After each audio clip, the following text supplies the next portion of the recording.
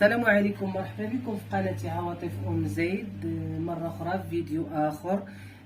كنتمنى هذا الفيديو يا ربي ينال الاعجاب ديالكم، وكنتمنى يكون مفيد للجميع يا ربي، والله يشافي الجميع والله يرفع علينا هذا الوباء يا ربي. الناس كلها مريضة بالسعال، يعني مريضة بالكحبة، مريضة بالرواح، الراس. المهم كنتمنى هذه الوصفة هذه تفيدكم. وهذه الوصفة اللي ديال الحليب، هذا الحليب وحب رشاد. المهم انا غنعطيكم المقادير. بالنسبه لحب رشاد، الناس اللي عندهم طونسيون يقدروا ما يديروش حب رشاد، يكتفيو بالثومه، يحكوا الثومه يزيدوها.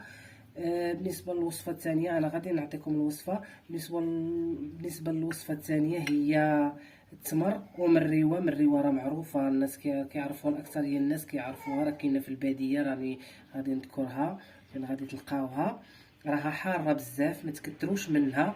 وغادي نعطيكم ان شاء الله من القدام وصفات ديال المريوات، راه كتصلح لبزاف د الحوايج.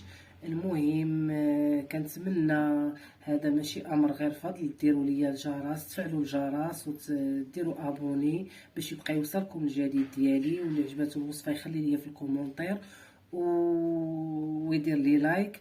وبالصحه والراحه. المهم باش يبقى يوصلكم الجديد ديالي، راه غادي اللي دار ابوني يبقى يوصلوا الجديد ديالي باش تشوفوا الوصفات اخرين ان شاء الله. المهم بالصحه والراحه، وكنتمنى الشفاء للجميع. انا ندوز الوصفه، نعطيكم كيفاش تنصاوب الوصفه. بسم الله، غنبداو. المهم عندي هنا نص لتر ديال الحليب، اي حليب، عندي نص لتر. غادي نديرو في واحد الكاسرونه،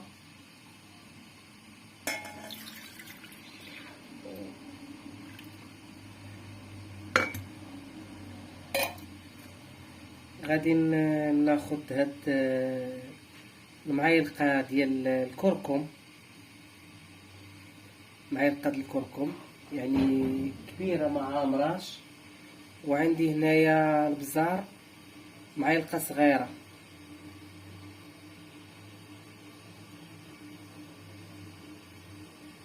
غادي نديرهم في الحليب بارد، ما غاديش نغلي الحليب، غنغلي الحليب وعاد غنديرهم في الحليب بارد.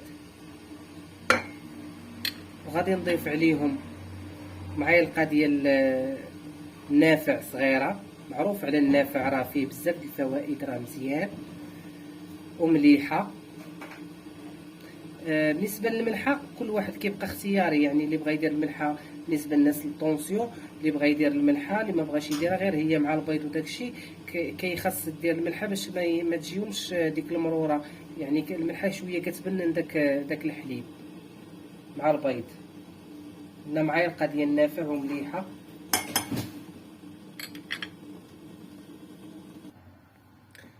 وغناخد معلقه كبيره ديال حب رشاد، راه معروف كاع الناس كيعرفوا حب رشاد، يعني منقياه نضرب فيه غير الحبيبات ديال النافع. حب رشاد يعني الناس اللي فيهم طونسيون ما يكتروش منه، حتى هو راه مفيد، راه زوين بزاف كاع، يعني راه لهاد البرد راه وفيه بزاف الفوائد، ماشي غير لهاد البرد. ها هي معلقه كبيره.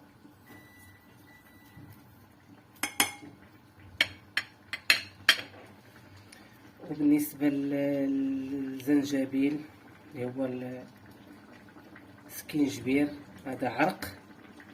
اللي ما عندوش عرق غيكتفي بالغبره، يعني زنجبيل مطحون، هذا عرق خضر. اللي ما عندوش هذا يقدر يدير غير معلقه كبيره ديال السكينجبير اللي هي غبره.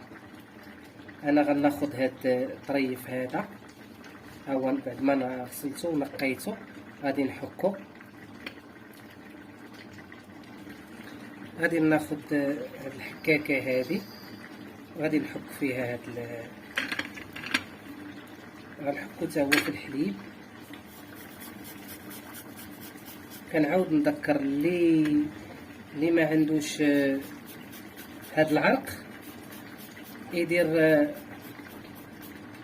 معلقه كبيره غبره، راه مفيد بزاف كاع. انا هذا راه حنا الدار كامله مرضنا وكنديروه، يعني راه مجرب 100%.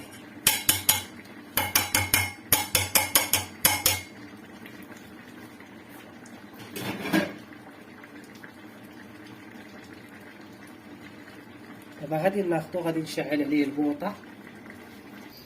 المهم شعلت عليه البوطه، غادي نخلطو هو بارد على هذا الشكل هذا.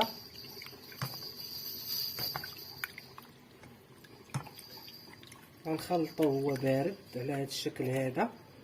ما تديروش داكشي حتى يطيب الحليب، لان الا طاب الحليب غادي يكور لكم داك حب الرشاد. خاصكم ديروه هو بارد. ومني غادي غيفيض الحليب، ديك الساعه غتشوفوا كيفاش غادا ندير البيض. حيت على حساب الا مشيتو وخليتوه حتى فاض وخليتو الحليب كيغلي، ما كيقطع داك الحليب، يعني كيولي الحليب بحال الماء، كيولي الحليب في جهه والبيض في جهه. من الاحسن تخليوه ديروا هاد العشوب اللي عطيتكم، هاد العطريه هادي اللي هما التوابل، ديروهم بالح في الحليب بارد، ومن موراها عاد باش تطفيو البوطه وديروا البيض. المهم انا غنخليه باش ما نطولش عليكم، غادي نخليه يغلى وغادي نرجع لكم.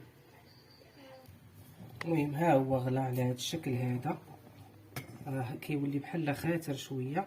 ها هو غلى، غادي ناخذ البيض غادي نديرو.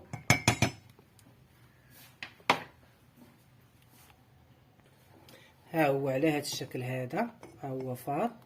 يعني غناخذ البيض، غناخذ هذوك 3 البيضات، تقدروا ديروا 2 بيضات، المهم على حساب اللي عندكم في الدار. تقدروا ديروا غير 4.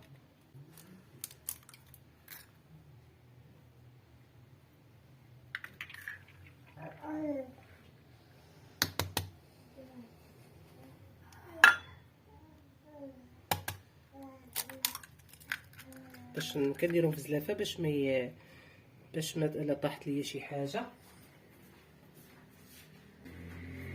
المهم كندير لهم بحال هكا.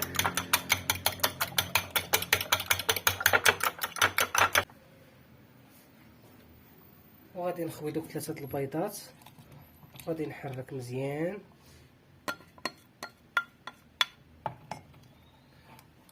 عاد اون فوا كطفي في البلاصه كطفي البوطه كتديري داك الحليب، عفوا سمحوا لي، كطفي البوطه كديري البيض. ها هو كيولي خاتر.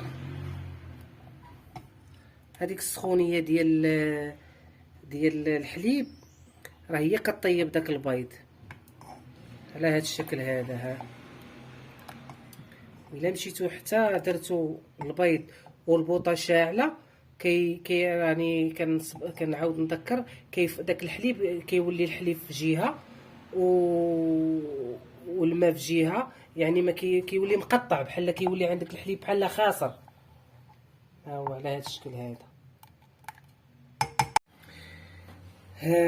غندوز الوصفه الثانيه. هذه هي الوصفه الثانيه، يعني غنوريكم. هذه من الريوت، غنيه على التعريف، الناس كلها كيعرفوها، واللي ما تيعرفهاش يعني راه موجوده، كاينه في الغابه دابا، راه موجوده ملي كطيح الشتا كتكون موجوده. ها هي على هذا الشكل هذا، اللي حيت كاين الناس يقدروا ما يعرفوش السميه ديال المريوت. المهم هاد المريوت هادي راه دايره بحال الشكل ديال النعناع.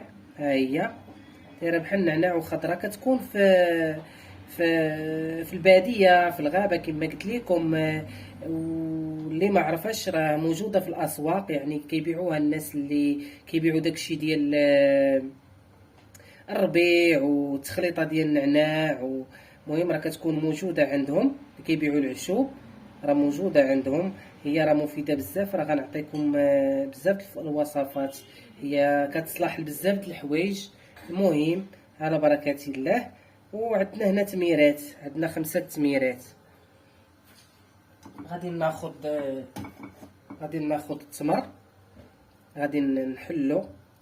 هذه راه مجربه 100%، يعني راه جربوها واللي عجباتو يخلي لي كومونتير، اللي المهم اللي جات معاه وافقاتو يخلي لي كومونتير. غناخذوا التمر بحال هكا، غنحيدوا ليه هاد العظومه.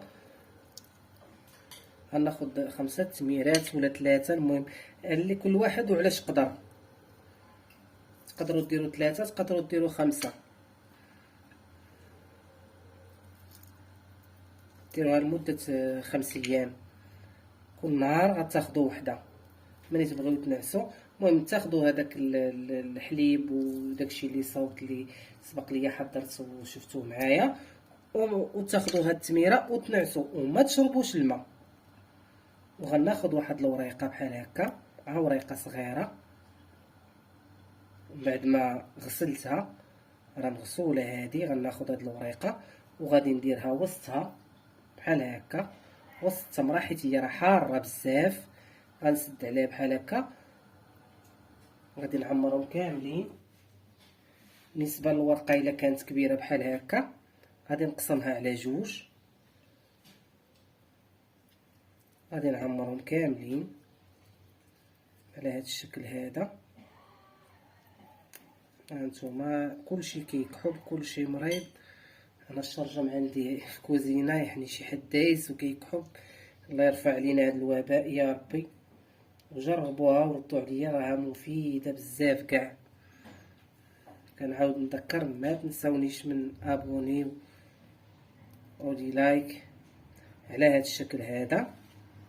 مهم ها هي على هذا الشكل هذا. وكنتمنى الشفاء للجميع يا ربي.